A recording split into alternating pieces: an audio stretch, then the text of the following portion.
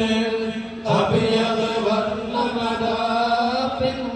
രണ്ടും അസ്വദുമാമേ യക്കൂബ് നബിക്ക് പ്രിയമുള്ള മകനായി യൂസഫ് വരവായി യൂസഫ് നബി പൊന്നഴകിന്റെ മഴവിൽ ഒളിവായി നിറവായി യക്കൂബ് നബിക്ക് പ്രിയമുള്ള മകന് യൂസഫ് വരവായി നല്ല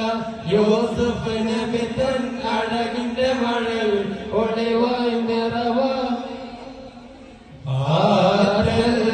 നബിയോട് മകൾ ഫാത്തിമ